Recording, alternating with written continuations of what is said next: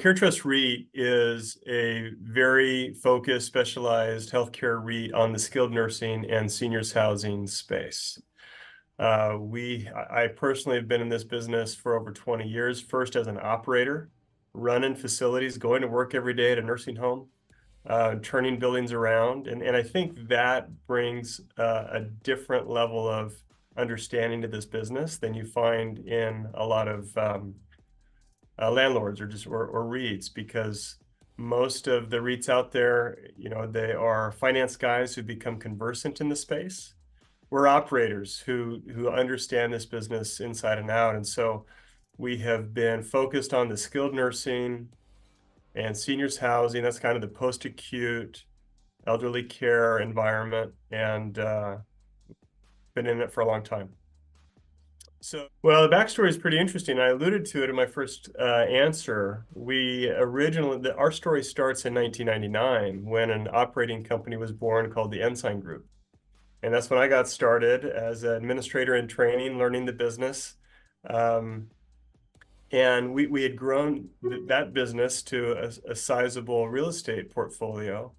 And about 10 years ago, we realized we needed to monetize that or do something with this real estate that we weren't really getting credit for. That was the genesis of the spinoff that occurred, like I said, in 2014. And at that point, we had one tenant, the Ensign Group. 100% tenant concentration wasn't smiled upon.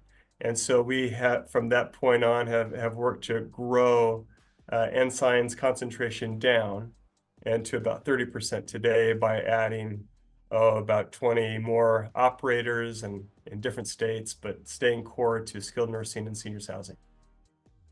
Well, listen, the pandemic has absolutely has to color that answer, because COVID struck nursing homes and seniors housing properties as like ground zero.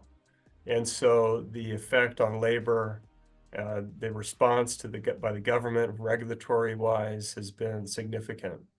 There's always been this question of stroke of the pen risk when it comes to skilled nursing.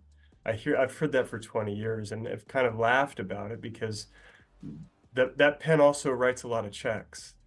And when the government can judge your asset class as too important to fail, like skilled nursing was during the pandemic, you see the flip side of that stroke of the pen risk. So you're always going to have labor issues.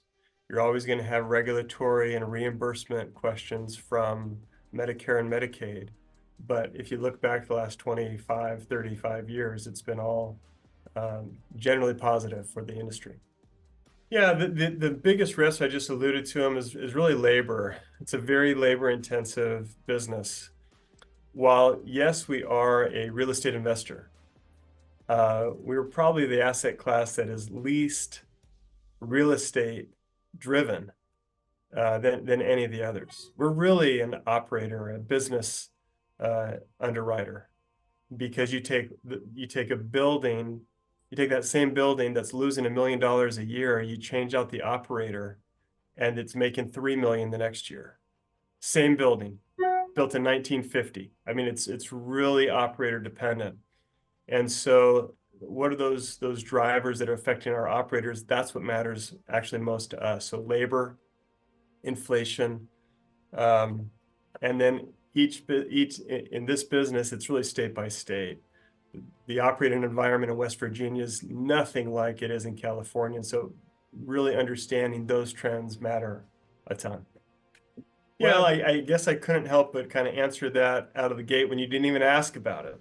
And that is our preponderance of operator experience.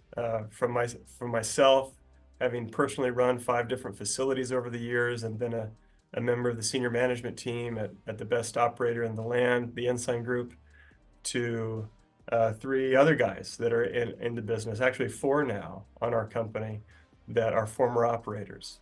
That informs how we underwrite, how we vet operators, and how we asset manage properties and relationships in a way that I think has set us apart so far.